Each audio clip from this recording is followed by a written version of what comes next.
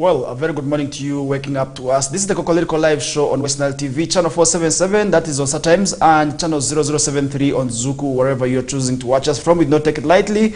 We want to appreciate you and welcome you aboard this program where we are going to be discussing a lot of issues happening right in the corridors of current affairs and also really happening within your communities, and all that happens only on the show here, and where we started discussions always with what is happening home, and we end up with what's happening international, and also really we summarize the entire discussions with what is happening in the world of sports, and that will be coming through later on in our final hour in the minute last of the show here, and I will be also giving you some small information of what's happening in the world of sports in there. And I want to take this opportunity now in a special way to welcome you from wherever you're watching us from this early morning. It could be within Western Sub-region, in parts of Arua, Yumbe, where I do understand that today we shall be having the cultural gala, and this is also where the Aringa community will be joining also really that side to also have their cultural gala in there. And that will be going on in Yumbe, and we shall be also on ground to find out how exactly this activity will be going on. And also for those of you watching us via Maracha, Terego, and parts of Zombo, and also the other areas within Western Sub-region entirely, I want to say it's a very, very good morning to you. And to you who is planning to go to work, we are saying do not also hesitate, wake up and also jump out of that bed and make sure also really you go start hustling, because at the end of the day, if at all, you are going to be keeping in that bed until maybe 10 or until midday. Still, you're not going to be making anything, but usually we say it's the first bird that catches the fly. So I really want to implore you to be that first bird by making sure that you actually be amongst the first people that will be able to also reach your areas of hustle in there. It could be within offices, it could be within the markets, because nonetheless we are there to also make sure that at least we raise something for our families. And that is one reason I want to say, you who is still home, you also have to get up out of that bed and move, and also go start hustling, so that your children and yourself also will not be able to be in poverty, because usually we say poverty is the dangerous disease, the most dangerous disease and the most killer disease also in there, because first of all it's subject to a lot of stress. And once a person is stressed, we know diseases start coming. We see pressure, we see sugar diabetes, we see all these things. And to avoid all this, we must make sure that we cherish working in there. And that is one reason as to why we are also really welcoming you on board in a special way. And I want to take this opportunity now still to ask you to keep it locked to Western Television, because we do not take it lightly. We always appreciate you who is watching us, and we're always proud of you for choosing to watch us. Also really, that is from Mondays to Fridays, and this is where the KOKOLIRIKO live show comes in place. And today happens to be Wednesday. We are already in the middle of the week, and today happens to be the 17th day into the month of July. The year is 2024, and somebody apparently could be asking maybe how many weeks are we already into the month of also July. I'm saying we are already a fortnight. That means we are already 2 weeks into the month of July, and that is where I want to say you must start making assessments of yourself now, because anytime from now we shall be hearing what we call the festive songs, and usually we know when those songs start playing. The year is coming to an end, but for the year to just come to an end like that, it may not be very, very good for you. And that's why we're saying you must make sure at least it comes also really when you're okay in there. And that is where I want to start off the discussion right away without wasting any time. Right from Arua City, recently we did see that is the traffic police of Arua City also conducting operations that is against errant drivers in there. And we did see this also really following the roadblock that was staged, that is just adjacent to the CPS, just opposite that's in the middle of the library and the Arua Central Police Station in there. And that is what we did see,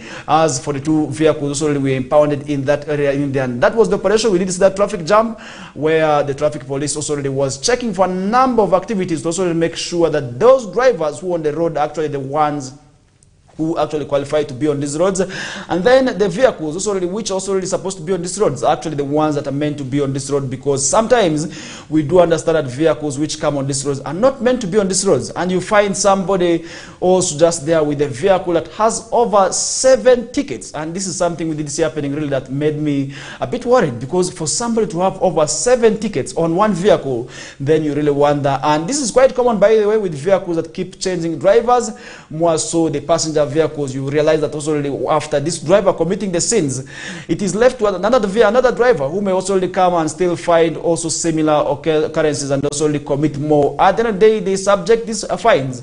That is also the car owner, but according to information we did receive, these also fines can mean to be individually also assessed, and that means if a driver is also already arrested in that case in there, then definitely the driver may also take the responsibility of also ensuring that these fines are paid. And that is what we did see, as very many vehicles we also already checked, and they checked the motor third party, they checked licenses, they checked the condition of the vehicle, and then penalties also really that we also in there. And I want to inform you that these operations were led by the OC traffic, that is none other than Sekaja Abdulatif, who actually confirmed to us most of those also really what they were exactly checking for as this, because he told us many issues as to what they were also checking. And he says this is not going to be stopping here, and this follows weeks after the operation against the border riders, where we did see over 300 motorcycles being impounded. And that is where we did see the numbers being quite high, because most of our riders not actually abide by what we call the traffic rules and regulations.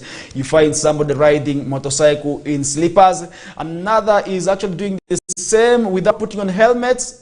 And these are things that we are checked, and also we did see a number of motorcycles also being checked in. And I really want to say one thing that to me should be also given keen interest is, first of all, the operation of the indicators, because most of the riders within a rural city do not have the indicators. The indicators are not functioning, as do they not also possess the riding license in there. Let's first get that to Sekaja, Assistant Superintendent of Police, Sekaja, also to tell us what exactly they were looking out for in these operations as we get back shortly. Yeah, well, thank you so much. We conduct operations in regards of having traffic offenders who are given receipts previously, few months, few years back, and they have not yet paid. So we normally check them, and then we track the unpaid EPS tickets, and then we make them to pay. So by the issue of reissuing tickets, and then they go and they pay. But it is not like giving them tickets, but we are retrieving those ones which were earlier given to them and they have defaulted to pay. So when I get them, I pack them, I give them those tickets, and then they pay. Yes. How many vehicles were impounded in that operation? I impounded 42 vehicles, and then they paid all. The last one, it has just gone today, where somebody has paid 4 tickets. All this money was paid in the bank? Yes. And I have accountability for it. Yes. So what is your message maybe in regards to this? Because we have had in the previous years where the traffic police officer carrying out the operation would really compromise the operation by getting into a secret talks with the drivers so that he or she is permitted to move after maybe paying money, which is termed to be illegal in the office. So your message to the drivers in a situation where they are caught in this kind of operation, for the traffic crimes that they have committed, what should they do? What is the clear pathway that they should follow for them also to be clean and safe from other issues that might emanate afterwards? Well, thank you so much. I encourage the general public, when drivers are on the road and you are found of committing any offense, I request you ask the officer the offense committed, how much, how is the penalty. If it is like a DMC, you are supposed to be getting a receipt of 60,000. You request the officer to give you, and it is payable after 28 days. If you don't have money, but if you have money, you can pay it instantly to avoid issues. But and the same time, if it goes beyond that 28 days, that's where I come in to demand on behalf of government, and that money strictly goes to your account. Yes. So after this exercise, we saw one on motorcycles, now vehicles. Is it the end of the operations? Because you started with that on motorcycles, now for vehicles. Yes, I made the operation order, and it will run a period of like 3 months, but targeting different categories. So today when I work on motorcycles, I can spend some time and work on the vehicle. When I come to another operation, I may be looking for driving license. When I finish it, I go to those ones in dangerous mechanical conditions. When I finish it, I go to those ones with insurance, like that, like without insurance, like that. But I cannot do them at once. So I just specify there and I handle each and at a go. What are the common traffic offenses that you have so far registered from this region, West Nile, that need to be worked upon by those who commit the offense? Well, when you look at the common offenses that are reported at police, as well as even the other ones, they normally give receipts, it is reckless driving. Reckless driving comes in a way that somebody may be overtaking where he's not supposed to be overtaking. You may find he's driving at a speed where he's not supposed to be. Like here in Arua, you are not supposed to go above 50 because it is an urban setting. But you find somebody is in 80. Once he's arrested, he's supposed to be given a receipt or detained and be prosecuted. Yes, so when you look at over the careless driving, also we have what we call careless pedestrians.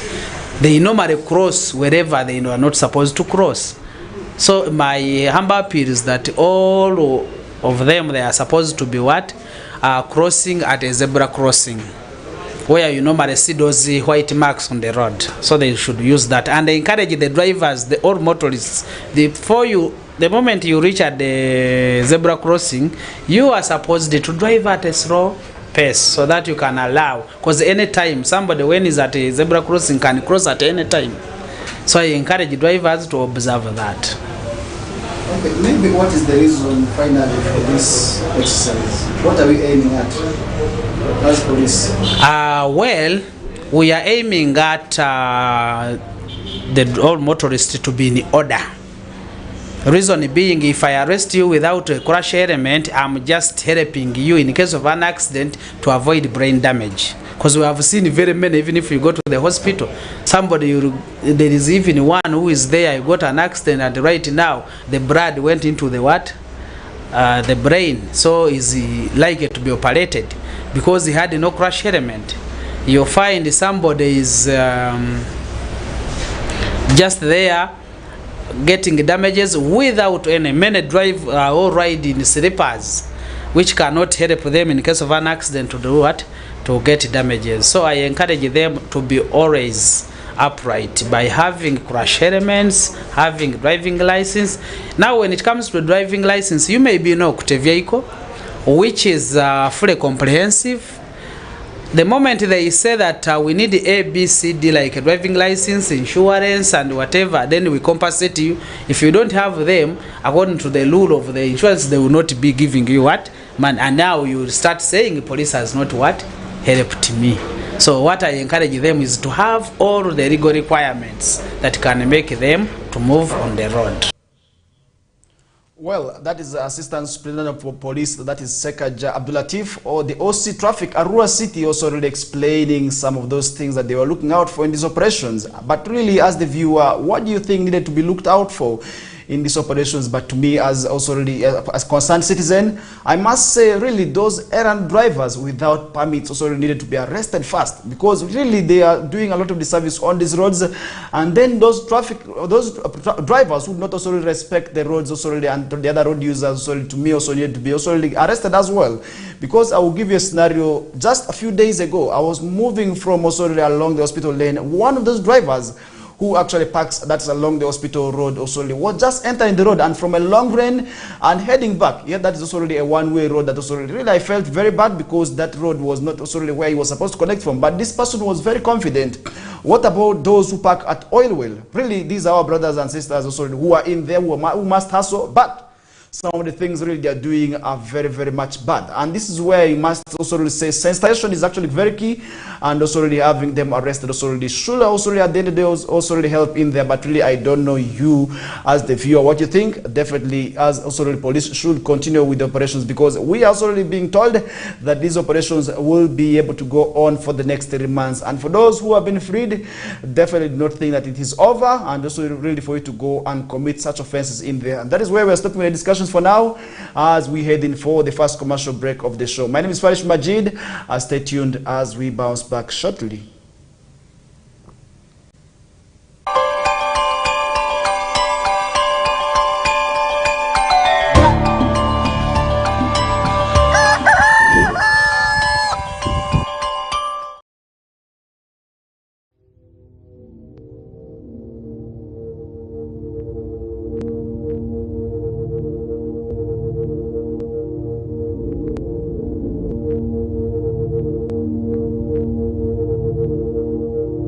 West Nile TV, lighting up the region.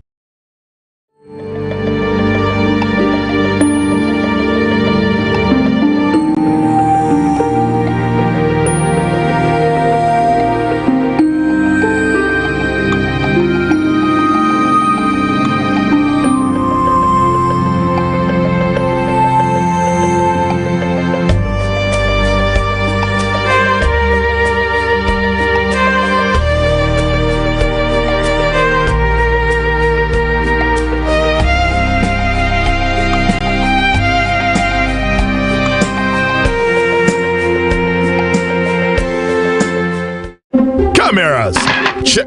Lights, check. Sound, check. Judges, check. Action. Get ready for the Miss Uganda Grand Finale live at 8 p.m. on 3rd August 2024. 28 finalists in boot camp. One crown. Who will be the next Miss Uganda? Follow the beautiful journey to the final on Makula Chika, exclusively on Star Times every Friday and Saturday at 8 p.m. Sponsored by VNA, LMZ, Comform, Nigerian Hotel, Kira Motors, Sheraton, Uganda Airlines, and lead sponsors, Grace Textiles and U-Home. Miss Uganda 2024. True Ugandan beauty.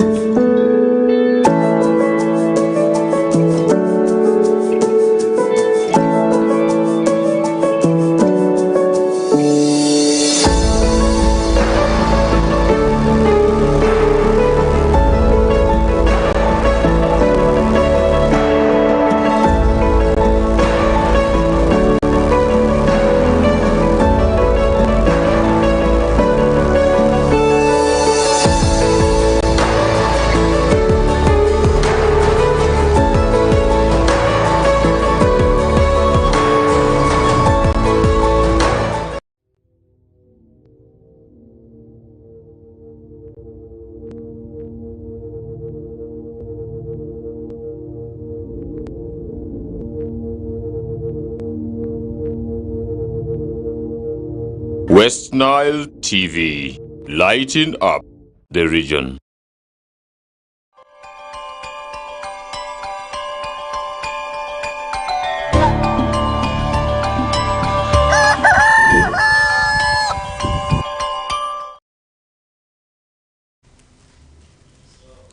All right, welcome back from that short commercial break. We are back with the KOKOLIRIKO live show, and from wherever you are watching us from now, you are also welcome back. And for those of you who are just joining us right now, still we want to say welcome back from the short commercial break, and also onto the program as well.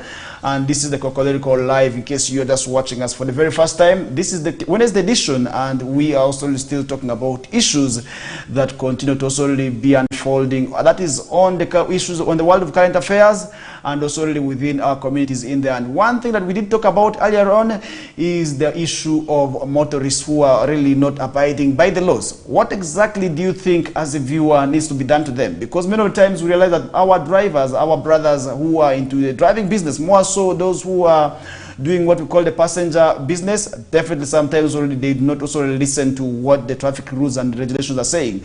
You find somebody just along the hospital because he or she has seen a customer just parks anyhowly, and yet you're not supposed to park on this road. And sometimes you see them also really just braking near the zebra crossing. These are things that we continue to see each and every day. But what do you think needs to be done to such drivers? To me, really, I really feel impounding these vehicles with heavy fines would also really be able to also really help in there, because this money, to me, may not be enough. But really, how do we make sure that we help them? Because at the end of the day, we want to ensure that each and everybody is safe on these roads, because sometimes due to that unnecessary parking, a vehicle that may be coming from somewhere after losing the brakes may be ram into you, which may not be right. And these are things already we need to make sure that our brothers who are doing the driving business already listen, because sometimes they not really find themselves listening, which also really lands them into trouble when also the traffic officers empower their vehicles and they leave the entire burden on the owners of the vehicles in there, which becomes very much difficult. And really we want to say, from me, I want to say these drivers must have individual responsibility, and only that may also maybe excuse them if at all the owners of the vehicles who are sometimes only at mistakes solely be arrested as well in there, because you realize the vehicle is in dangerous mechanical condition, but we still continue to sit on the road. Who exactly permits these vehicles on the road is something somebody out there may be interested in understanding, because this vehicle does not also really come on the road just like that. It means something has to be done somewhere, and that is where we are saying the owners of the vehicles must make sure that the vehicles are first of all serviced and also in good conditions in there. And that's where we want to leave that discussion aside with. And yesterday we did see also really one person who also really imposted himself as a UPDF soldier, and this is one of the stories that we are seeing also on the papers of yesterday and this morning. And still, how do you really become also really a soldier when you've not undergone the training? These are things so really people also really should be able to fear in there. But really this man, according to information from the UPDF, has been going around identifying himself as a colonel, really elevating himself as we call a lieutenant colonel in there. But really, how do you really promote yourself that position when you have never undergone the training? And this man was arrested with about 4 pairs of uniform, and also really fake number plates, and also really fake army attire, really including the shoes and the ranks. How did he have access to these things? These are things already we need to understand, because a few days ago a pastor was also really arrested for putting on the UPDF uniform also to also really rally and bringing the masses also really the flock also to that is also really to his church in there. And these are things also we need to understand as UPDF also really must carry out thorough investigations and of how their attire also really is finding itself amongst the members of the public, because this is not the very first time we are seeing these issues returning. But I must inform you that these are things that must also be a source of worry, because the more the uniforms continue to linger amongst the members of the community, then the roadblocks also really, which have often been attributed to the UPDF fraternity, also will still continue to go on, because this man identified also really himself as a UPDF officer. Now the Uganda Post Defense Forces has arrested what we call a quack or a fake UPDF officer who had also really been evicting locals out of their land and conniving with land grabbers. And this is where I think his 40th day has now finally reached, because I believe with those attires he has committed a lot of atrocities, and this is where now he will be facing the court martial that is in Machindi. And I really want to say these are issues that we also need to give keen attention to, because at the end of the day, if at all we are not talking about these issues, and then definitely somebody out there may still continue to go on with this with this business of masquerading as a UPDF officer in there. And the post has been identified as Adam Sentongo, who was found with pairs of UPDF uniforms, shoes, and different also really pips, where also those of major generals and also lieutenant colonels. But how did he get these things, and where did he actually pick these things from?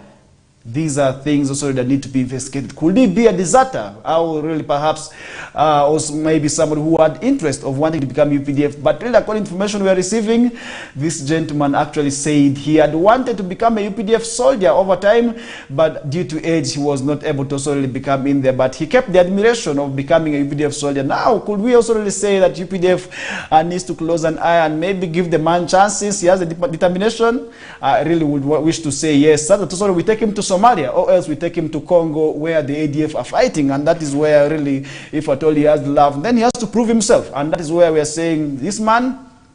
We are following up on that matter, and we shall be able to also keep you updated of any developments in relation to that. And that is where apparently I also really want to say, for those who are actually behind such activities, also need to make sure that you are not engaging in what we call possession of army attire. It could not be for UPDF, but still for police. You're not allowed to also really do that, because the laws do not permit you as a civilian to really go on to also really make sure that you put on the UPDF attire. But really, where do people get the courage from is something definitely I do not know. But really, I want to say these are issues that also really need to we need to understand and also desist from, because at the end of the day, that is where we are going to be finding ourselves into trouble. And that is where I'm leaving a discussion aside with.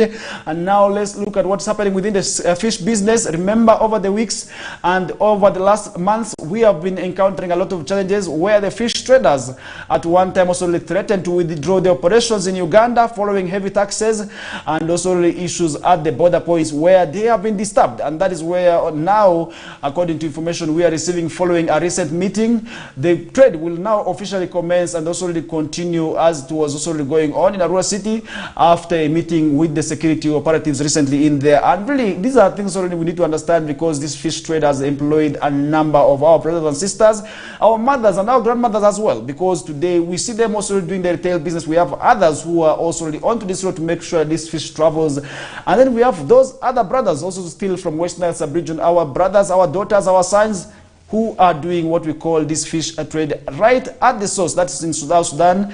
That is already where they are in Bor, and I do understand many of them have actually moved to Bor, and that is also to make sure that they make sure that this fish reaches. But many of times they have also already been encountering a number of challenges.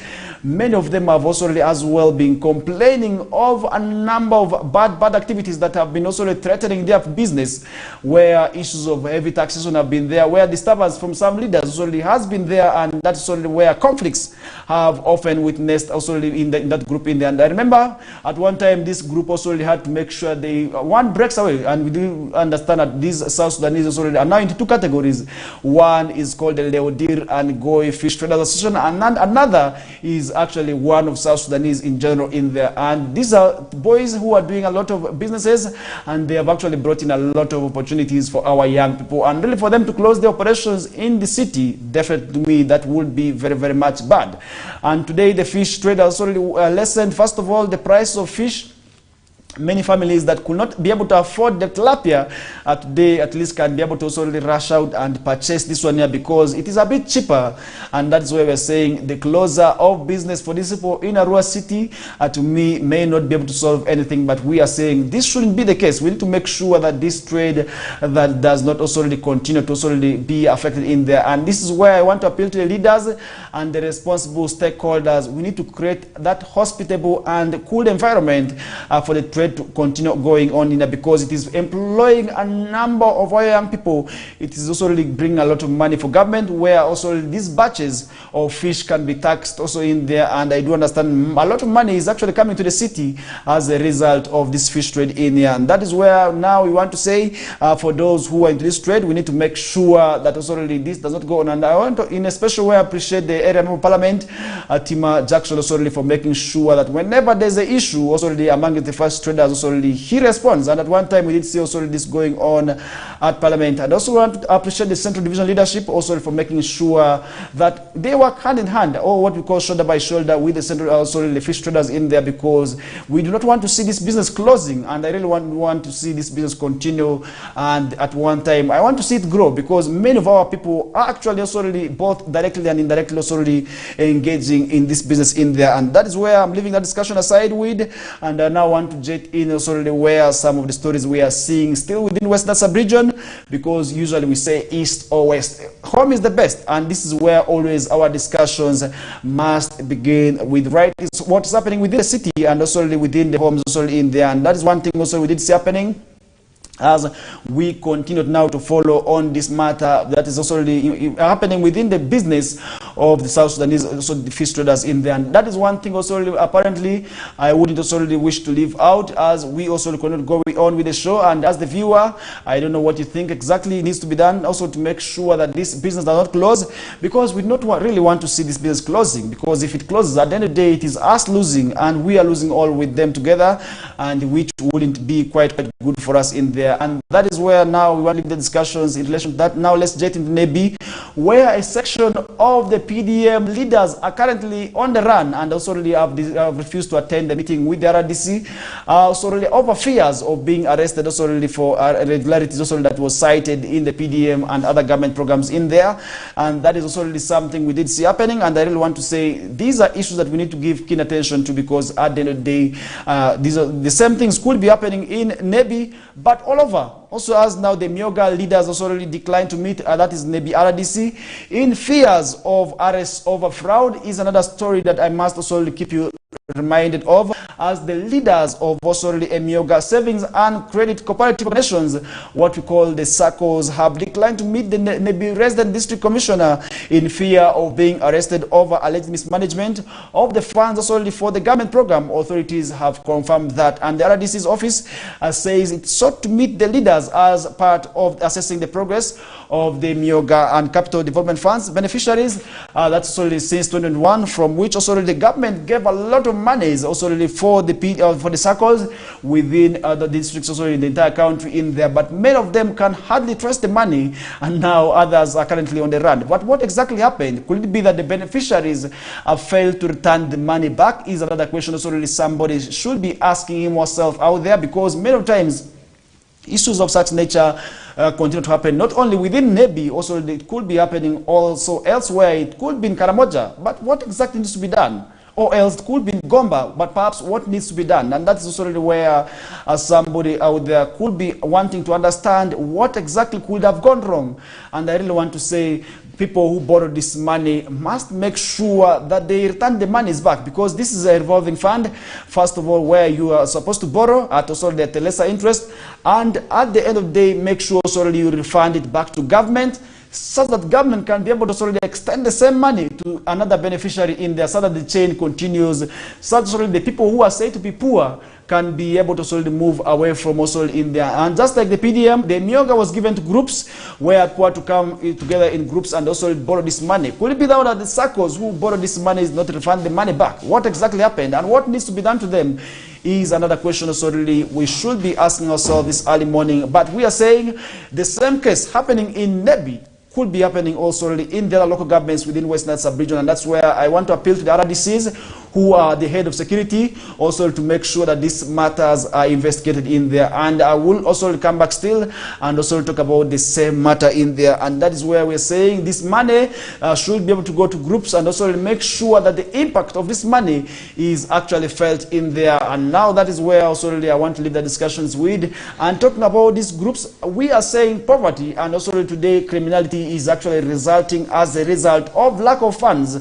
And now a group of youths in Azhar, which is also one of the areas in the rural city which has also been identified as a criminal hub and also a hotspot for criminality in there, have now come together and have also identified themselves as reformed youths who are now appealing for government support. And really, is it not worth for these groups also to be given second chance through government programs in there? Today, you realize most of these hotspots, by the way, lack government programs already, and that is where we're saying sometimes the criminality could be emerging as a result of lack of these government programs. And now a reformed group of youths in Azhar, in a rural city, have appealed for government support, and that is already following a recent meeting with the area leaders led by the Deputy RDC for Central Division, that is Ezamoham Zamil and Muzaid Kemis, plus many other leaders who actually moved into this group and also had a meeting with them over the weekend in there. And that is one thing we did see happening, and this group are now calling for government support and also saying they have left criminality, and those who were into drugs have said they no longer want to do drugs. And for those who are in theft, because this area, barely some time back, you couldn't walk from Arua City to Airfield and walk safely with your phone in your hands, and then it's not grabbed, because this was actually one lane that was identified as a hotspot for phone grabbings in there. And I really want to say, now if at all this group reforms, what can be done to them and how can they be helped? These are things we need to understand as government programs not just come like that. And now government has asked them to come together and make sure also they receive the monies. And we do not want to see the same scenario like what is happening with the Myoga circles in Nebi after this for getting the money. We really want to see that this money have an impact that is on the final beneficiary in there. And I really want to say which is possible, and how it can be possible is quite simple, by us utilizing the money properly. If at all we have a project of, well, let's say furniture, we need to make sure that the workshops, okay, if at all it is for goat rearing, why don't we make sure that this maybe chicken that government may give us also really grow, but sometimes individual interest really sabotage these government programs. But how do we deal with the issues of people who are selfish and who also really want to put their individual interest at first? These are things already which I feel have hampered this Myoga circles, where people borrow the money and also disappear with the money. And today you can hardly trace where these beneficiaries of these monies are. I was able to move in most of the local governments over the few months to also make sure that issues of these government programs, these are monies that government is giving to eradicate poverty, also really have an impact. You can really feel that very few are actually benefiting from these government programs. Let's also look at what's happening, the youth livelihood, the Ntandikwa, Bonabagagawale. Let's talk about Myoga and listen now the PDM. At least with the PDM, we are seeing an impact of this money, as at least some few people are now also really making money. There's a woman who is within Arua City who is actually said to be yielding a lot of monies as a result of this money that she borrowed from PDM. What about you who is watching me with your two eyes, who borrowed this money and today you ate the money? What are you going to do to refund this money back? These are things that you need to ask yourself, because this money, whether you like it or not, it will still come back to you. And this is really where we are going to be hunting and make sure also really that you refund the money back. And that is where we're leaving that discussion aside with. And now let's look back to Nebi, where also really the group of Muslims are now demanding for money more than 2 billion. That is for the reconstruction of the mosque. Is another story that also we are seeing happening this morning, and that is where we now need to join hands, and that is also where the Muslims are seeking for what we call 2.3 billions, that is Ugandan shillings, for the rehabilitation of the mosque. And I really want to say, as Muslims, the people there should join hands, and today we need to make sure that this matter is not only for the Muslims, for the Christians who also really well wishers. You still could be able to donate a bag of cement, and after all, the same God is what we worship. What about the well-wishers? Definitely, if at all their support solely comes through this dream of the Muslims of that area to have their mosque expanded, will also really be achieved in there, because 2.3 billion may be able to really sound very big, but if we join hands with all the stakeholders, then this money, I should say, is very, very much small. And that is where the leaders and the people from the region who are overseas, they need to make sure that they actually join hands through donations and fundraise for this project in there. And now these Muslims are asking for this money worth 2.3 billion, which I really feel is quite raisable. And that's where, if at all these people join hands, that's also if at all we leave issues of Chibuli, issues of Uganda Muslim Spring Council, issues of I'm a Muslim, issues of I'm a Christian, issues of I'm a pagan, issues me, I don't hate those people, I don't like Alurus, I don't like Lugbaras, I'm a this, I'm a that. Let's put them aside and focus on building the house of God in there. And that is where the money may be able to be realized cheaply in there and fastly in there. And that is also really where those who will also really be able to donate that money in there will be able to also really get the money and the blessings back. And the Muslim community in Nebi district is now seeking for that 2.3 billion to construct what we call a modern mosque, also designed with commercial lockups to generate income also for Islam. Authorities have also confirmed that in there. And today, Muslims are also talking about not only depending on offertory, and this is where I really want to say supporting themselves through projects is actually something that has been long overdue. And today we see also the same project is being implemented in Arua City under the Arua Muslim district, where we are seeing the what we call the mosque also really that is Koja, which is already being developed today, and the Rishad Mosque also complex is actually one which we are seeing taking shape. And who exactly is behind the development? It is the Muslims themselves. And how do they make make sure that this project also really stands in there, because look at the lockups along the different mosques we're having. Look at what's happening at the Safi Mosque today in Arua City. That is bringing money, and that means the clergy are not going to be the poor. They are not going to be poor as they have often seen them. That means already today that the lockups will be able to be generating money. So already many people will not be able to run, and also run away from the clergy business in there. Today we are seeing many young people do not want to become clergy because they think being a clergy is also really something that may be able to render you poor in there. But really, through such initiatives, I really feel the faith-based institutions can also really be able to support themselves in that. The Christianity also really can be able to do the same and put up so many structures. It could be business, it could be another activity that still could be able to generate money for supporting the also the activity. Other than also really when there's need, and then we rush for fundraising and also really start asking for let's donate, which sometimes sounds very bad. And to me, putting up such projects is actually the way to go, and something that has been long overdue, such that these projects also can be able to support the faith-based institutions plus their leaders, other than depending on donations, because with donations you don't know when exactly you are going to be getting, because many of times you see faith-based institutions writing projects and also really depending entirely on donations,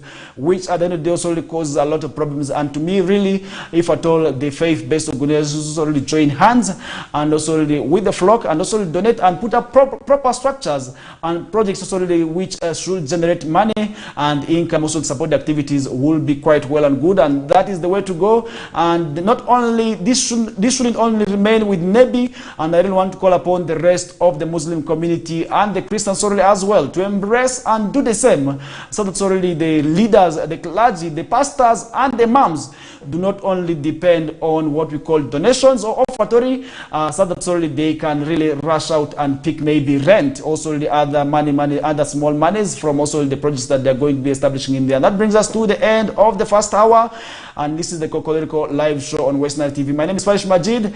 Stay tuned as we bounce back shortly.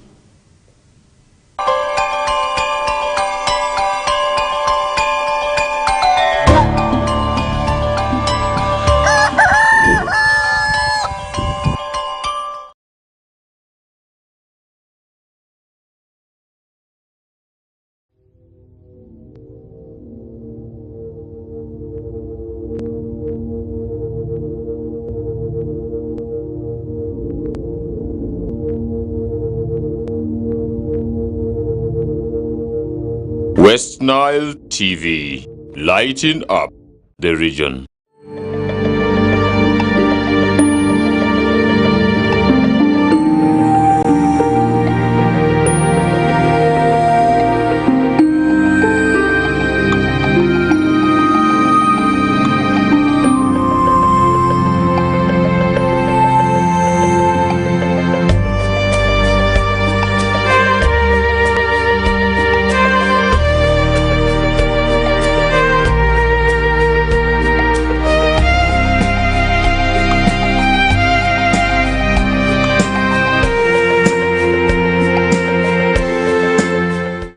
Cameras, check.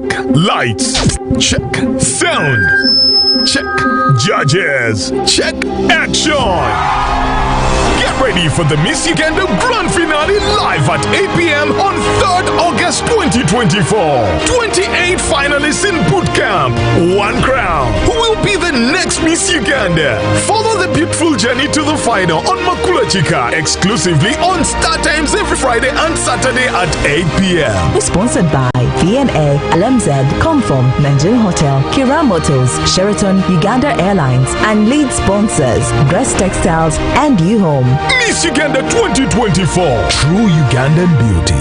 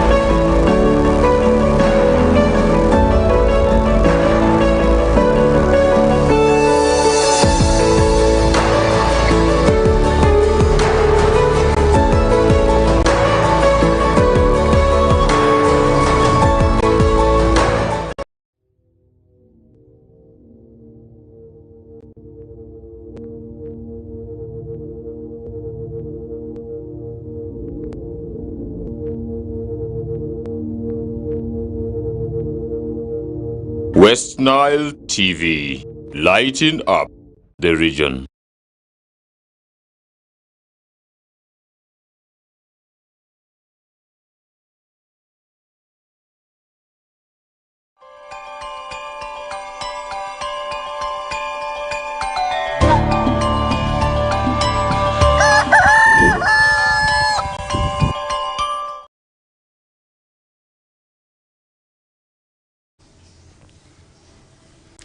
All right, welcome back from that short commercial break. We are into our second hour, just 4 minutes after 8 o'clock. You're most welcome from wherever you are watching us from.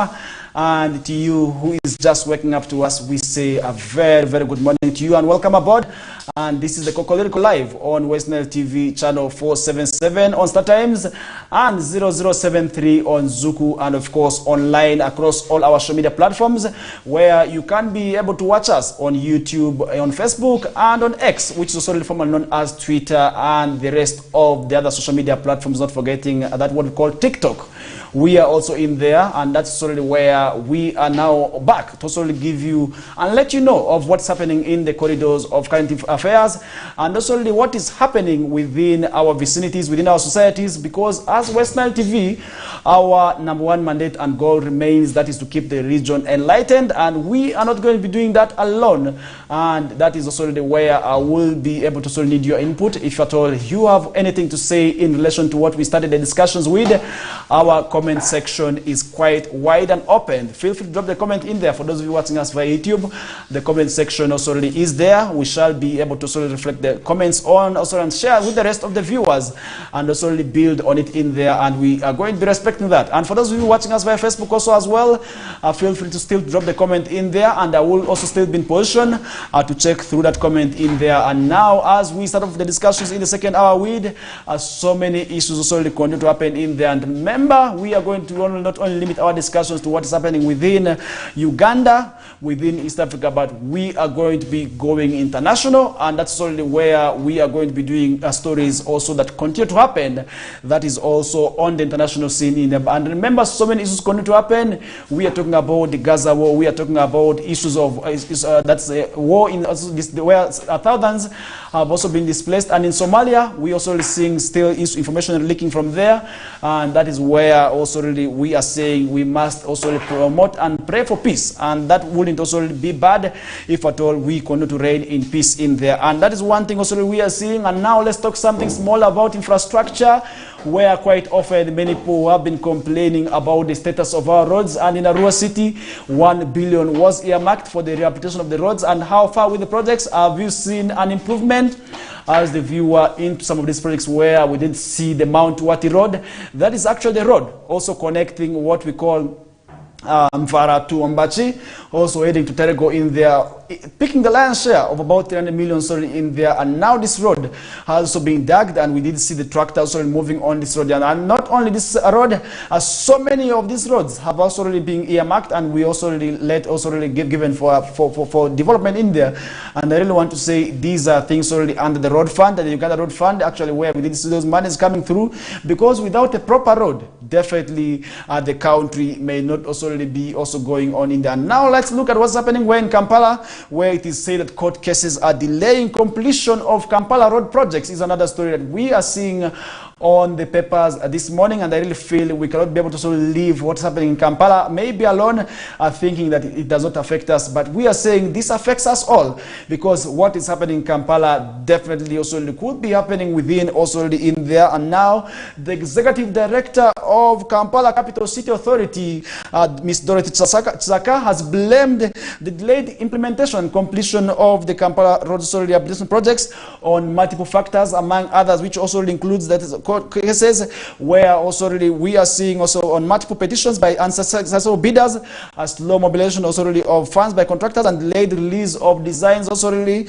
also as a factor affecting that's the road blocks also in there. Nevertheless, Ms. Tsaka has said that sorry, they are resolving each of the challenges to ensure continuous improvement also on the transport network in the Kampala capital in there. And remember, today road transport is actually our most commonly used, that is a means of transport, and many of us also travel by by road. And today we have so many people who have never traveled also by any other mode of transport. Let's talk about the water transport. Have you ever moved also by water transport? Definitely many have not also been able to do so. But to me, who actually boarded ferry, I must say it was also not very many times, at least 2 to 3 times. I'm privileged to also do that. But you who has never joined has also used what we call that's the water transport, because many of us, when we talk about water transport, well, what about air? Many also still could not also be able to use that. And that means our biggest and our most convenient also mode of transport remains, that is what we call the road transport. But how do we make sure that the roads are not also in deplorable states? And look at the road that also connects, that is Pakwat to Arua. So many issues have been raised and alluded to this road also in there, and that's in terms of the repairs. But who exactly is supposed to be doing that? Definitely we are saying issues of these roads must make sure so that we talk about them, because when we don't talk about them, then definitely many people also are going to be affected by these road projects. And I really feel these are things already that at the end of the day needs to also be given keen interest. And now that is also something which I really feel we need to give keen interest and keen attention to, because at the end of the day that is where we are going to be realizing how maybe we want to also live as a country in there. And that is one thing also I feel we need to also talk about. And remember, recently, leaving that story aside, now let's jet internationally. That is only following the recent attempt also to end the life of former president, that is also Donald Trump of America, who is already one of those, also one of the candidates already eyeing to come back also to lead America in there, was also recently attempted to also end his life in there. And now what are the leaders saying? That's already across the world. And now Museveni, our president also, or the Republic of Uganda, has come out to condemn the cowardly also attempt to end the life of Donald Trump in there. Is another story that we are seeing on the paper this morning. But what exactly needs to be done? And according to information that's also in the tweet we did see in there, I learned of the assassination attempt on His Excellency Donald Trump's also life on Saturday, which happened on July 13th of 2024 during a campaign rally in Butler, which is in Pennsylvania. And on behalf of the government and the people of the Republic of Uganda, and on my own behalf, I wish to convey our deep and heartfelt sympathies to His Excellency, and at the same time I condemn the despicable and cowardly assassination attempt that is also to put his life and the supporters at risk in there. And also extend my deepest condolences to the family and the lost, also and the family that lost their beloved ones. As freedom fighters and peace lovers, we condemn political violence because it threatens democracy wherever it manifests. Also, I wish to extend, and that's only according to information from His Excellency, I wish His Excellency and all those injured also a speedy recovery. Our thoughts and prayers are with them. And that's already following the tweet also we did see coming from His Excellency in there. And so many other leaders have also already come to join the president and also already extend also the same message of solidarity, because also already as heads of states, definitely what happens in America could also set a bad precedent and also a bad example to what could happen elsewhere. And that is where also I feel we need to talk about it, because if we do not do so, and then definitely that may be very, very wrong in there. And I really feel if at all we do these things, definitely that may also really make the country, and also really that country also really, which is said to be one of the most democratic states. But really, to my wish and also to our happiness, the person who was also really behind the attempt also really was killed in there. And this is a 20-year-old young man.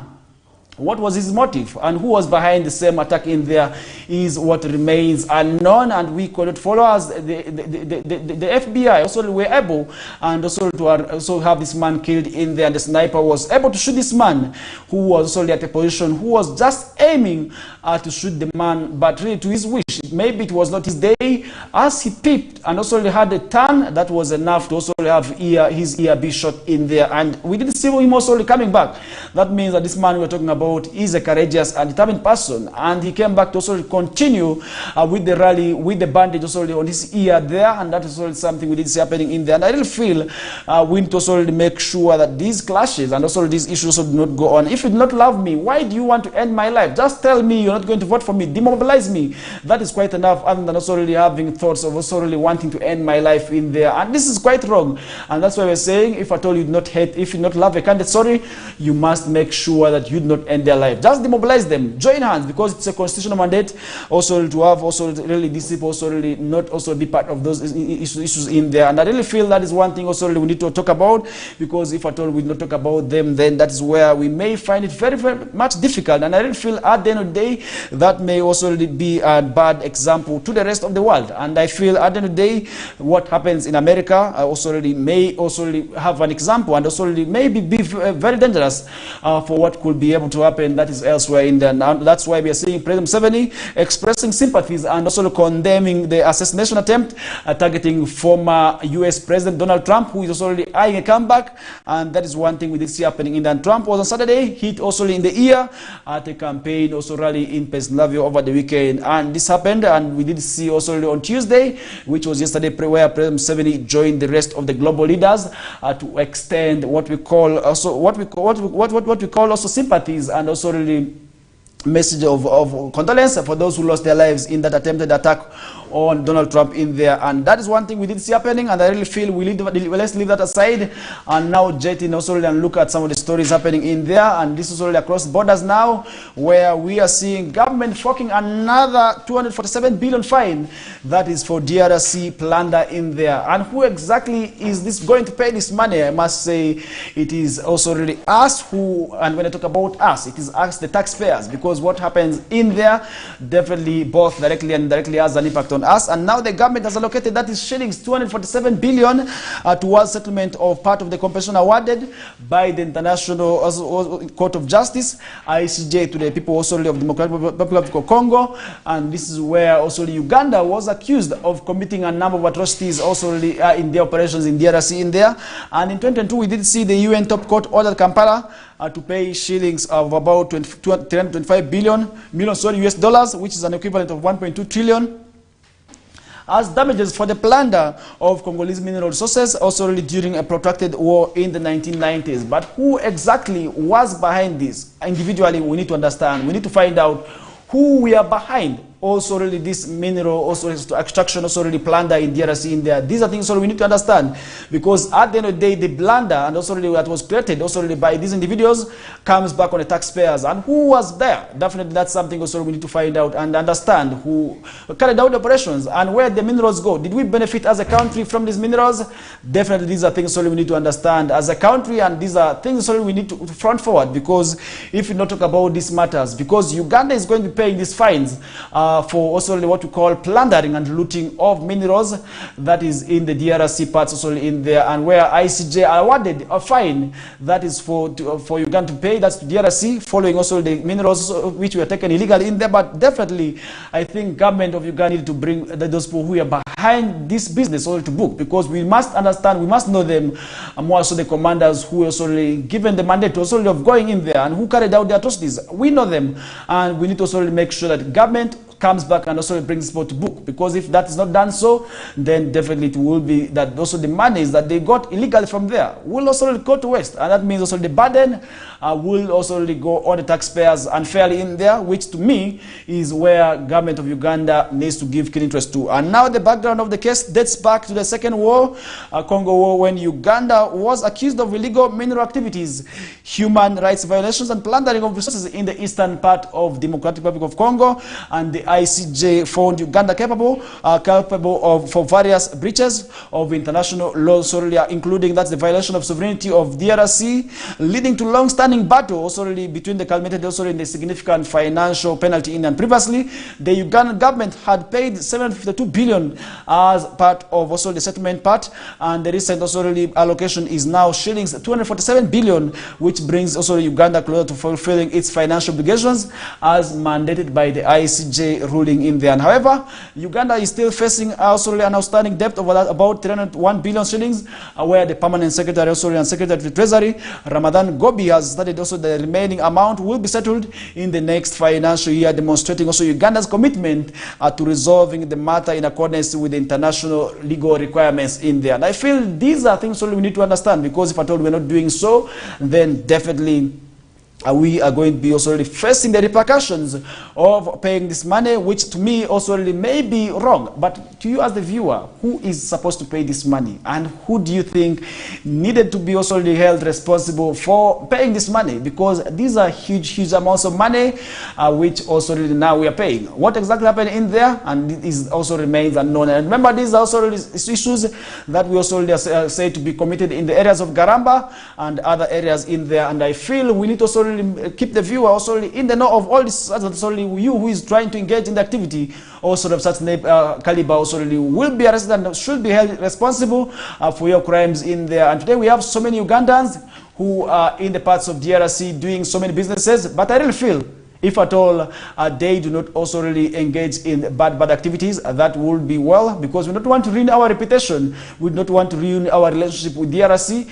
So that's already we are at war with them. That wouldn't also be quite well. And now to avoid all this, definitely such activities is the way to go. And let's leave that aside. Let's look at some of the stories where a magistrate has been accused by murder of forging will. Is another story that we are seeing on the paper this morning, where also I feel we need to also really understand and also talk about where Mukono Court Grade 2 magistrate identified as Ms. Stephen Johnson Waiduba is also in the spotlight for allegedly also really forging a will with the intention also to deny his biological mother property ownership in there. Is another story that we are seeing on the past morning.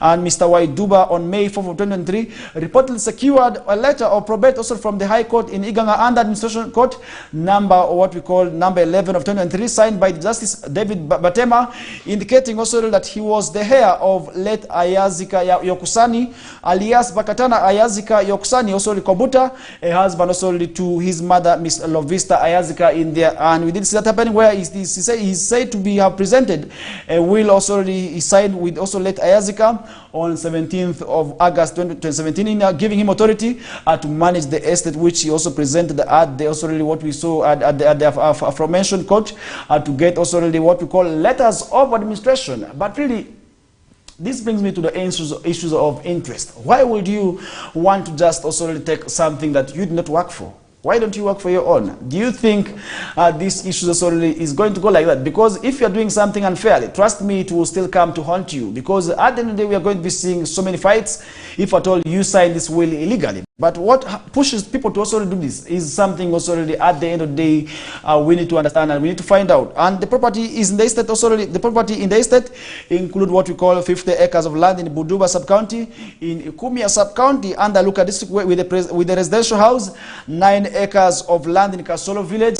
We are talking about which is also really in Balamagi sub-county, Iganga district, and the cattle farm also really in Buduba village, which means that this person was eyeing the wealth. But why do you eye wealth that you did not work for, if at all you want to really sign the will?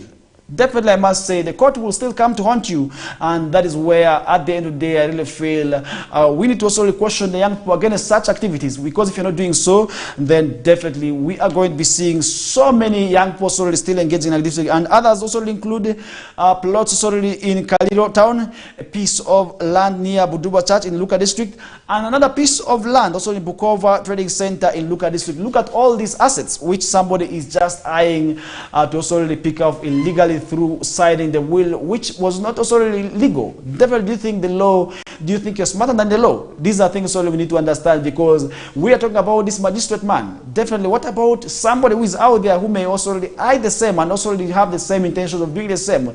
Because we are seeing today, we are living in a world where so many people want to just make quick money and also become rich in 2 days. But really, how do we make sure that such activities do not go on is another issue also really we need to give keen interest to as we get to also move on with the show. And however, on May 23rd of 2023, the mother also and 6 other children filed a petition in Iganga High Court asking for revocation of letter also to probate issued also by Mr. Waiduba to the estate that late as Ayazaki has placed in there. And now they also wanted the court to declare that the purported also will of the late Ayazaka, dated also and allegedly signed on August 17th of 2023, presented to court by Mr. Waiduba, naming him also as an executor, is invalid in there. And really, why do we still have such cases going on is another issue sorely we need to understand. Because really today this is right, maybe happening that side of Busoga, but we are talking about the same. It could be happening still within Western Sub-region, because what is happening in Busoga, where today we are living in a world where we have people who have selfish interest also really being very many, and people where we are having conmen, definitely these are issues sorely I feel we need to also work towards, because if at all we are not doing so, then definitely we are still going to be seeing many people sorely engaging in such activities, which to me I really want to say may not be right. But how do we make sure that such issues does not go on? Because we are talking about somebody signing will. Because if at all this will was valid, then definitely he will be given the ownership and also given the rights to sorry own the property in there, which was entirely going to be under what we call broad day theft. How do we really make sure these issues do not go on? Because at the end of the day, we are talking about such matters. And over the years, many people have lost property under such circumstances where they have nothing and also nowhere to rush to, because the documents are thought also to be legal in there. And I really feel we need to also make sure people understand the laws. And that to me also really will be quite well, because if at all people do not also really understand what is happening, then definitely we are going to be seeing still so many people also losing money in there and losing property under the hands of also really unscrupulous person in there. But how do we make sure that these issues does not go on? This is where I'm putting the interest, and this is where I'm posing the question, because we are seeing many people also losing property. Many of them actually have nowhere to rush to. But how do we make sure they also understand? And that's where I really want to say civic education is actually the way to go, and this is where government needs to also come out and sensitize the people about their rights. Because today we have so many people who do not actually understand their rights. Many of them actually doing that because they exactly have no understanding of what's happening within their vicinities. That is how they also get cheated. How do we make sure this does not go on? Because we are talking about people who do not go to school, and of which majority of the landowners are, and we are also saying, how do we make sure those lands, the ownership of that land that was actually inherited, how do we make sure it is not also gone? Because we are talking about this where many people have actually lost money and unscrupulous business in there. And that is where we are living at a side, still talking about security, police broad daylight robbery. That is what we did see happen in Kampala after CCTV footage goes viral. Is another story that we are seeing where police have now identified Mr. Joshi Kashev, a 32-year-old national, Indian national, as the victim also in a robbery video circulating on social media. And according to a statement also issued by Kampala Metropolitan, that is a police spokesperson, a deputy police spokesperson, Mr. Luke Oishjire, today also the incident occurred on July 15th at around 12 p.m. That's at Eso corner in Kampala City, where the victim also who sustained minor injuries is a tour and also travel company operator based at Crown House, Kampala Road in there. And now we did see the closed circuit also television, what we call a CCTV also really footage showing Mr. Kasev on a motorcycle carrying a bag, which when he was also cornered, also when he was cornered by several riders so due to heavy traffic, the sailors also proceeded to beat him and rob him also, and where they stole about 2.2 million cash, amounting also really money in there. And these are things we need to understand, because as we are moving on this road today, at least in Arua City, we have witnessed some bit of sanity, where we are not seeing so many issues of phone grabbings, but still we are still finding also really others who kept also, who survived, who are still in this society. And that is where we're saying issues of robbery is also really on the rise. And not only in Kampala, we are still seeing the same in Arua City, where people have lost millions and millions, and also really phones and other properties also in there, and that's only just in what we call the broad day robbery in there. But how do we make sure this does not go on? Should we say we need to install a CCTV along all the streets within Arua City? Could it work? Could it also be the same also the issue? Definitely, that is one thing also we need to understand. And after this incident, the victim reported the matter at Nkrumah Road Police Station in Kampala, and also the investigations are already underway, and also to make sure that this matter also goes on to be solved. And Kampala has over the years gone also through waves of violent also crimes, resulting in what we call the government adopting also different postures to respond in there. And the different also the recent move also saw police reactive in special purpose also task force, a crack team of sorts. That's to fight also the rising state of criminality within the city in there. And following the emergency of a new gang whose members already were trailing and striking the victims in the chin with also snap chin, also leaving them supine and also unconscious on ground.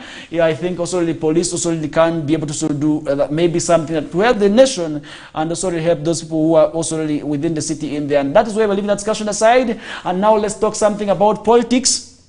And talking about politics, today we are seeing a number of these political groups also really making sure they organize and also really front their candidates also for the forthcoming also elections. Now we are seeing Bobby Wine also really being put also really at halt by police. Also really, that's also in relation to his rallies. And the story we're seeing on the past this morning also is that police put brakes on Bobby Wine rallies. Is another story we are seeing also still emerging on the past morning. Remember, Bobby Wine is not the only one carrying out the station. We are also seeing the Forum for Democratic Change also doing the same, where we are seeing our leaders also from Western Sub-region now traversing the country and also traversing the region that's also of Northern Uganda. That is to spread the gospel. That's for the forthcoming, that's also registration, that's e-registration launch, which will be going on in Arua City on the 27th of this month. And I really want to say now the sensation is going on. This is already where they will be having a mass rally, and that's also to bring in the different also leaders together in there. And now police on Monday blocked another planned rally organized by what we call the National Platform Party President Robert Kyagulanyi Ssentamu, also known as Bobby Wine, in there. That was supposed to be taking place at Boma Grounds in Bundubujo district, and that's also where we're seeing site of the, and the reason also for the halting of the ban or the ban on this also meeting is that it was said to be presented also activities also at the same venue in there, where we are now seeing at least now the reason is clear that also there was a planned activity going on to take place in there. But really, how do we make sure that these activities do not connive and also really maybe collide at the end of the day? And that's really something where somebody could be interested in, because if at all he is supposed to meet there, maybe could we say another journey, another venue also should be gazetted for him? Definitely that's something I do not know. But we are seeing Mr. Kyagulanyi accompanied by Party General Secretary Lewis Lubongoya, Leader of Opposition in Parliament Joel Sanyonyi, Party Mobilizer Fred Nyanzi, and another party dignitaries also arrived in Bundubujo town at about 1 p.m. also to address the supporters in. And upon arrival, they were also greeted by joint security deployment by UPDF and police already, which also had sealed off the area and access to the grounds on the hearts of the town in there. That means this meeting couldn't go on, and that was something at the end of the day we are going to be also talking about, because later on we are going to be talking also a lot of issues. But really, I want to say security officials also really must make sure also that the leaders will work with them, because we are saying if at all a rally is to go on, it is a constitutional mandate. Nobody has the mandate to stop another from going on with the meeting. But we are saying, as you are planning to do so, it must be within the confines of the law. And what you need to do is to make sure that also really before you carry out that activity, you must make sure that the police is informed first of all, so the people who are going to be coming in there are protected by the police and security agencies in there. This is to avoid issues of also the other activities. And that's why we're going to be leaving the discussion aside with, as we head in for our final break of the show. And this is still a KOKOLIRIKO live show. In case you are just joining us right now, welcome aboard from wherever you are watching us from. We bounce back shortly, and that's only where we are going to be summarizing the discussions with what is happening internationally and also really with what is happening in the world of sports. For now, allow me running for this short commercial break, and when I bounce back, we shall be continuing with the discussions. Stay tuned.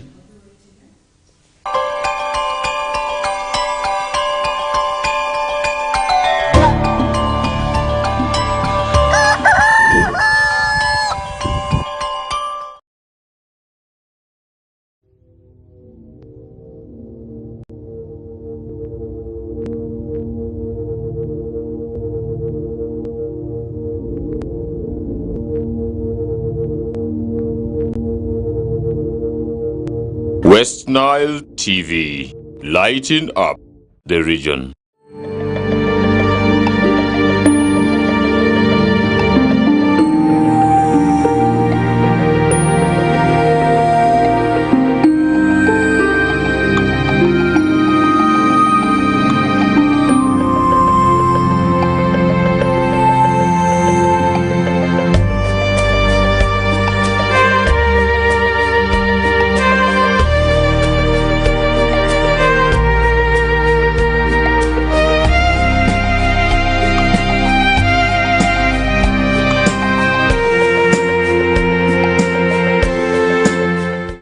Cameras, check.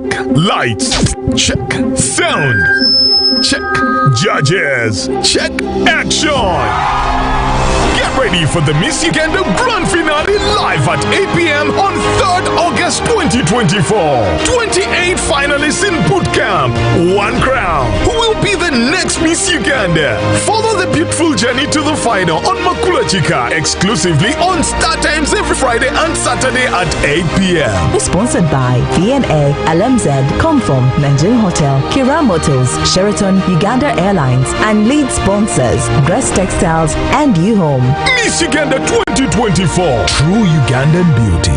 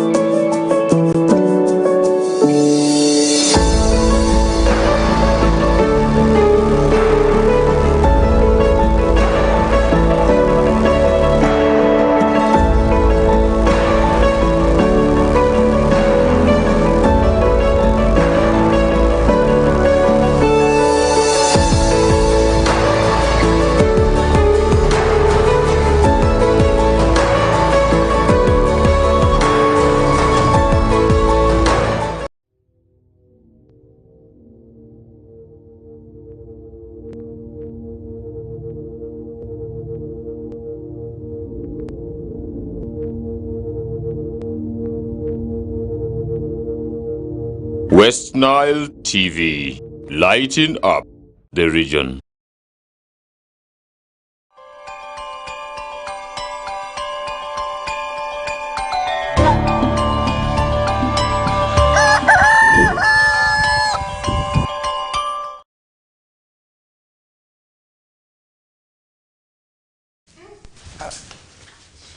All right, welcome back from that short commercial break. We are also ready for the discussions in relation to what's happening across the country and also really across the world in there. And that's where we are going to be summarizing the discussions with what's happening also internationally.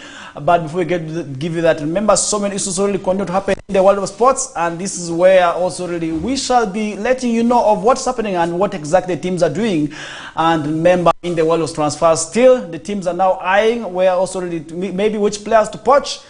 Definitely I will also really be giving you the names of the teams and the names of players which also the eyeing the other in there for all this in the world of transfers. But I must inform you that now the players are already in the pipeline, sorry, to move from one club to another. But that's where we are not going to be starting the discussion or right with, and entirely we shall be summarizing that later on. But we now have to look at some of the stories still also that we prepared for you also to keep you still informed, because our number one mandate as West Nile TV remains to keep you first of all informed, updated, and also really in the know of what's happening in the world of current affairs. Because if at all you do not know what is happening, then definitely your decisions may be also really one that are not informed. But really we say an informed person is one who actually makes, that is the informed decisions. And to make informed decisions needs also to carry out research, needs to also really have an understanding of what's happening. And that is where you will be able to have that access to information only here on West Nile TV KOKOLIRIKO live show. And that is where also really we now need to also really leave that discussions and also really now jet in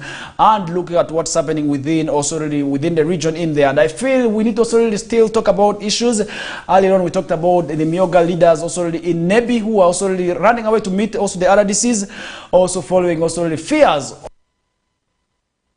also which have gone also unnoticed in there. But really, how do we make sure that these matters does not go on? We are leaving that aside. Let's look at what's happening in South Sudan, where South Sudan starts giving malaria jab as Uganda is also really preparing to do the same. Is another story that we are seeing as our first story in the last half of the discussions in there. And now we are seeing the South Sudan government has launched what we call a nationwide rollout on the R21 malaria vaccine. The Global Vaccine Alliance, abbreviated as Gavi, has said this on July 16th in there. And that is one thing also we are seeing this morning.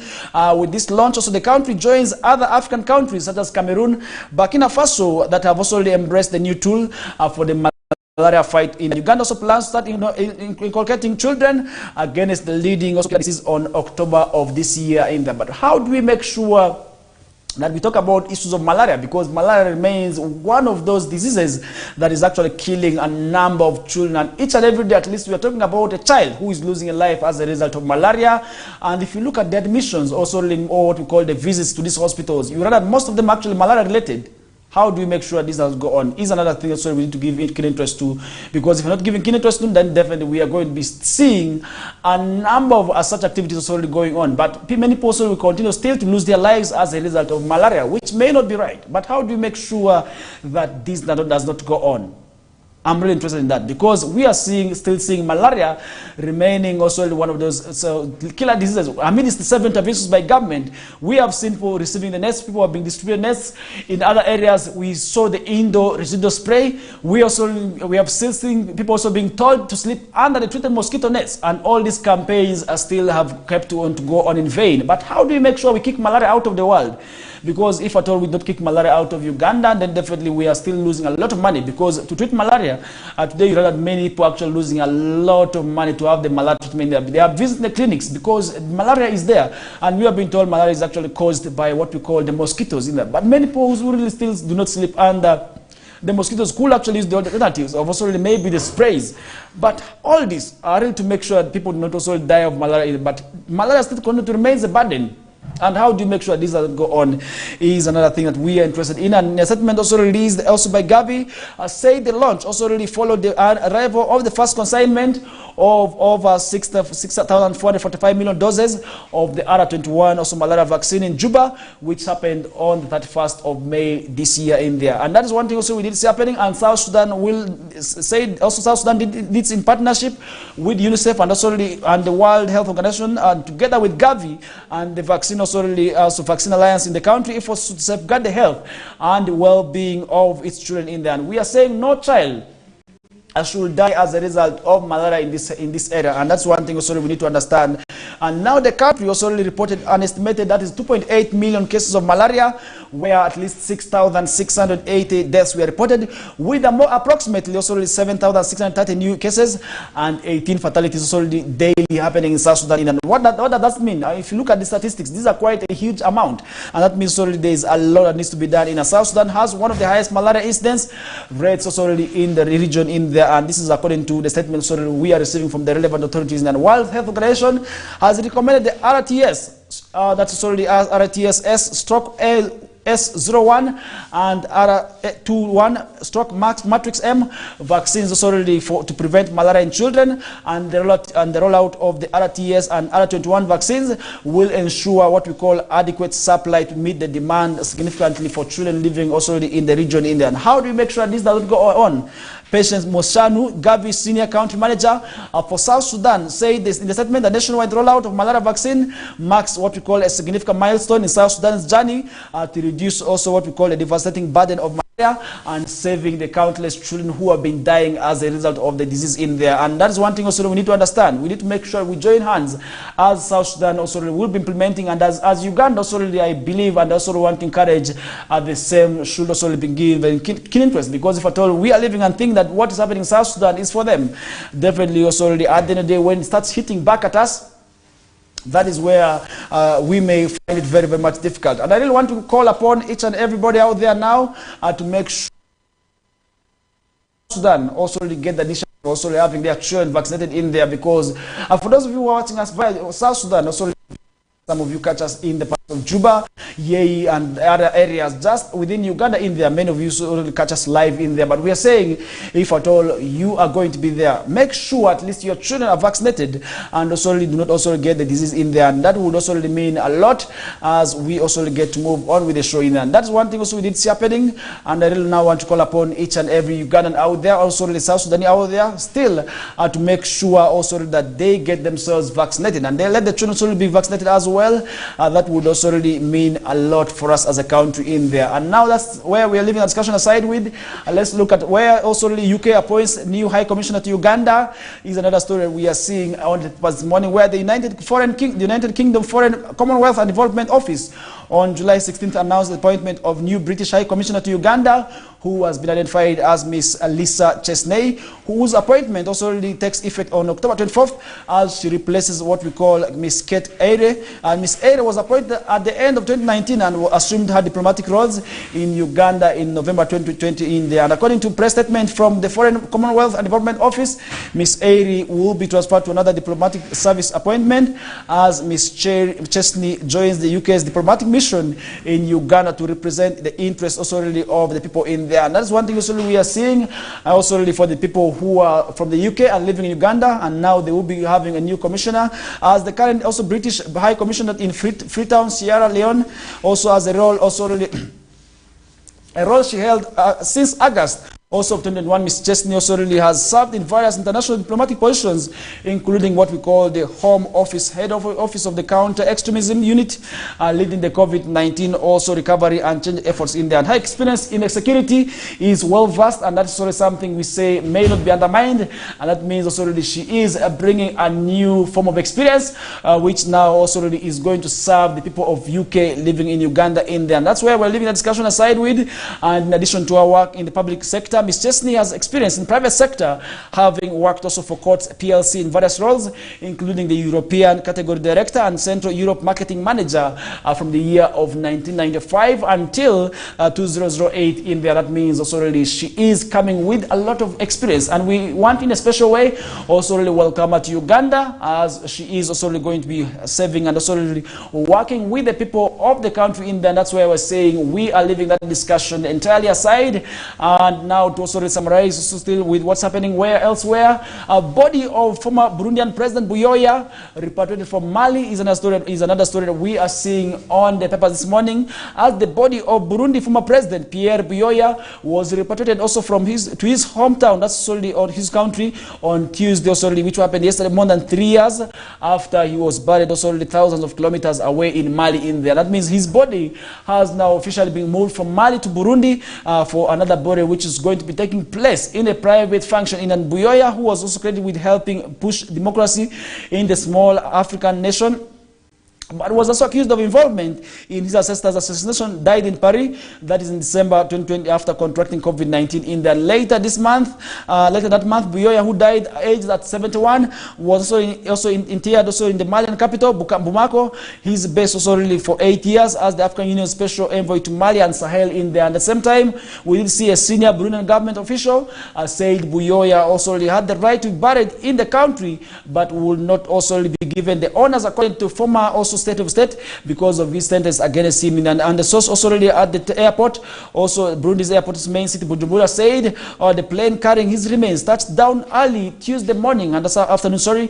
That's another story we are seeing on the, and the rebuttal will take place now in a private ceremony on Wednesday, which is today, at the family also already in the also southern town of Butovo, India. And Butovo also Buyoya, and I think Tutsi army officer first also already came to power in a coup that also already happened in 1987, and he stepped down in 1993 in Burundi's first also already democratic elections, in which Melchior and the Ayaye, also a Hutu, beat him also already. That's so to take over the presidency in there, and that's one thing we did see happening. And he returned to presidency in 1996 again in a coup, and also already in 2002 signed the Arusha Accords, aiming also at ending the country's brutal civil war, and also that's where he stepped down in 2003 under the terms of the agreement. And that is where also already we say we are now also following up on, and we need to see also this matter is timely addressed on the truth does not go on, and we are going to be informing you if at all if any matter arises also as a result of the burial in. And remember, in 2020, in the month of October,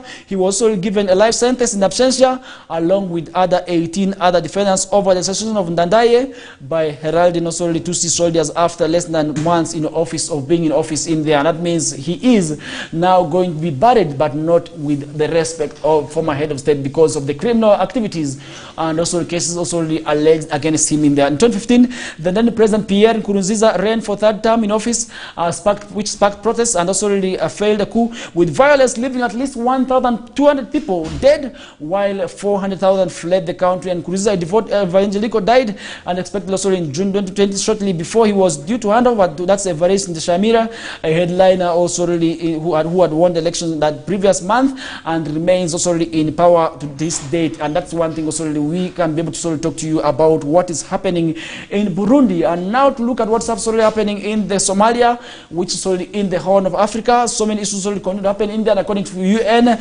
armed clashes have killed at least 4 people dead in that area, and have displaced what we call at least 42,000 in the southern part of Somalia in there. And really, how do you make sure that this nation also in the Horn of Africa gets peace? And that's also why we're talking about, because many of times when we talk about peace in the Horn of Africa, Somalia also has never witnessed that peace, and we cannot talk about issues of such activity. But how do you make sure that peace reigns in this state as a factor in there is something also we need to give keen interest to, as at least 4 people have been killed, as 42,000 also have been displaced in the recent armed clashes between local clans in the town of Luk in southern Somalia.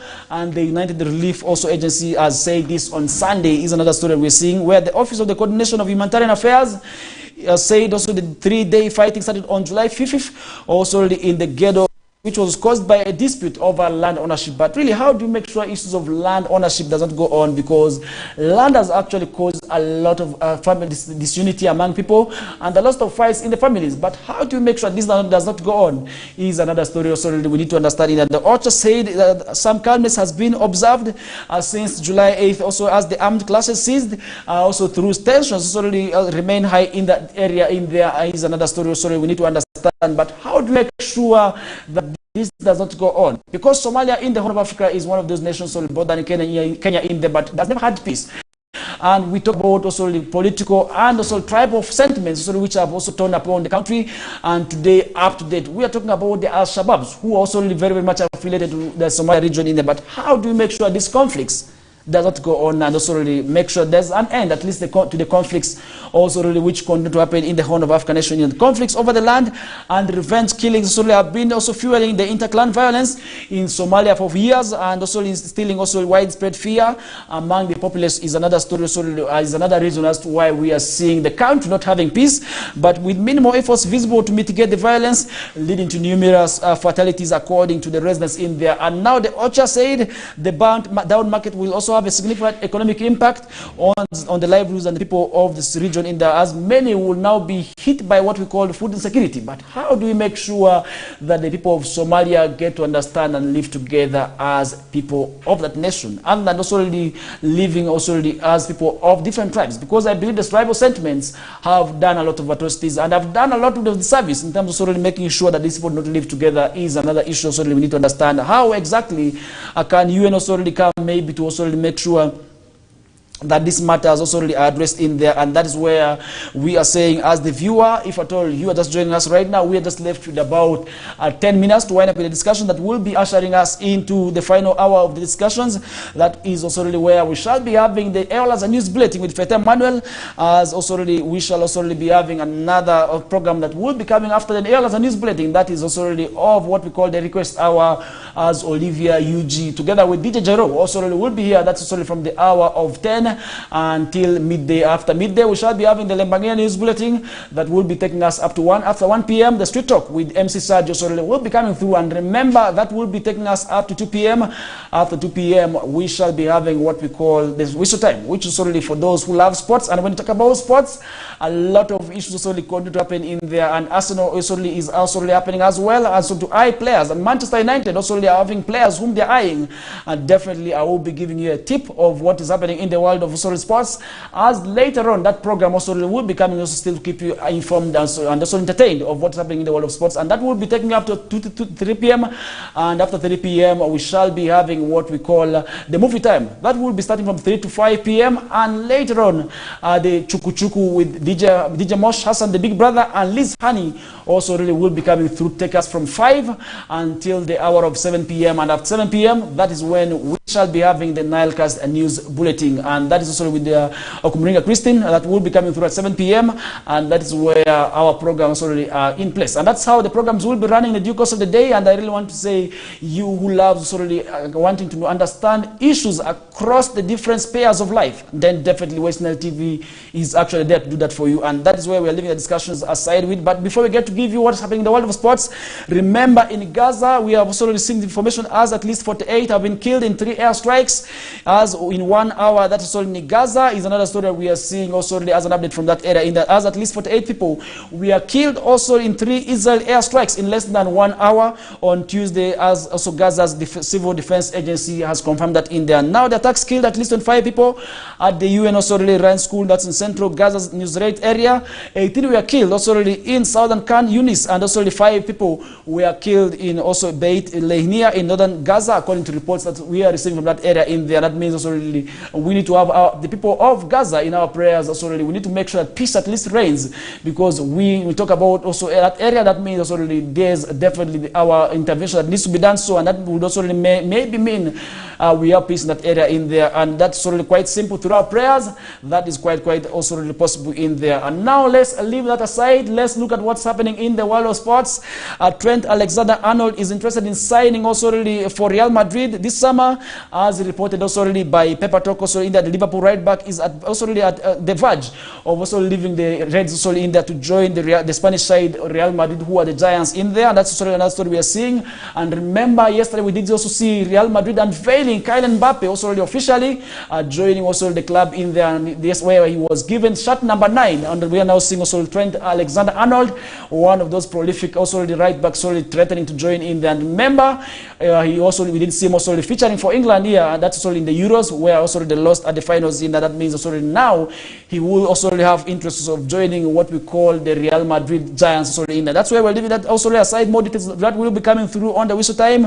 And Galatasaray's vice president also has revealed that they're interested in signing Manchester United also star that is also known as Scott McTominay also already, and Tottenham Hotspur Pierre-Emile Hobier, who also already being the target also already for the club in there. And that means also already they will be also having interest to join the team in there. But is Manchester United ready to let go of these players? It's also something also we need to understand when we talk about player like the caliber of Scott McTominay. You'll be able to realize he has had a long also time with the club in there already, where he has also really got to also have time to play for the Red Devils so in there. But will he also really be left to go, and that's only for to leave the club?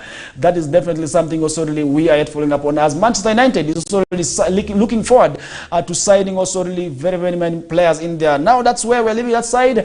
Let's also really look at what's happening in the camp of Arsenal, as former Arsenal fullback Cedric Soares is reviewing the options already of having also conversion with clubs from Netherlands, France, Turkey, and Saudi Arabia in there. Now when we talk about clubs like in Saudi Arabia, I must inform you former Arsenal star Pierre-Emerick Aubameyang is also really in the plans and also of joining the Saudi Pro League in the anytime from now. One of the clubs also really will be securing his signature to join also really business for them in there. That means also anytime we may see also really Pierre-Emerick Aubameyang joining the likes of Cristiano Ronaldo and N'Golo Kante and the rest, who will also really be playing in the doing that trade now in what we call the Saudi Pro League. And now Manchester United forward returns to first team training also really with after holding positive talks with Erik ten Hag.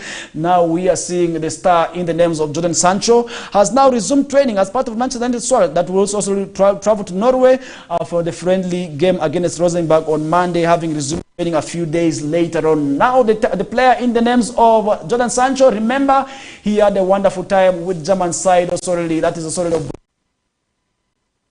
London, and now he's back. As many thought maybe he would actually move on a permanent deal, because with Manchester United we didn't see him signing last season, but this season when he moved to Germany also in the Bundesliga, we did see him was doing a prolific job in that. Now is it ready? Is it time maybe for him to come back and regain his position as one of those players to play in the midfield of Manchester United?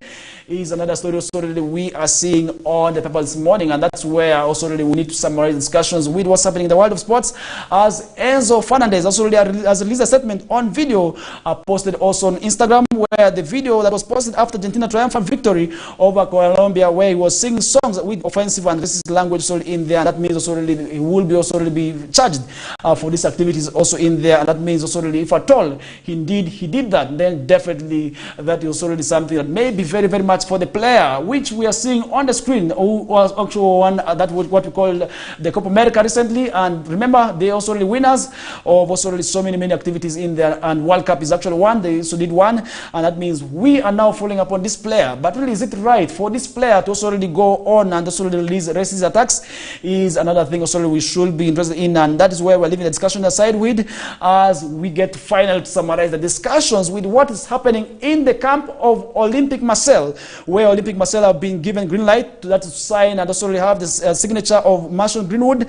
That is also where the final deals of the contracts have also been discussed, and Manchester United have also accepted the 30 million package that's also offered by Olympic Marseille, including a sell-on clause of about what we call 40 to 50%. Also in the final details also of that would be coming through on our program of Whistle Time. Owen Ezaga together with Linda Susie hopefully will be here and also let you know of what's happening in the world of sports in there, because West Nile sub-region, by the way, is actually one of those regions where one of the regions that is known for sports, and it is the reason as to why we always choose to summarize with what's happening in the world of sports. And that's where we come to the end of today's discussion. Up next is the news bulletin in Lubarati with Fete Manuel and Ibamati Lubarati Alemia Idria eola za Lubarati Tazole ma pado asani amane amadike odu dusirimalian dusiringovo dusuni madivini ngadi atsin wama pasani amane amadika savleres. Up next is the news bulletin. Let's meet again also some other time. For those who watched us right from the time it began until this hour of the morning, we say thank you so much, and with that we come to the end of today's discussions. We shall link up again tomorrow. Have yourself a good day.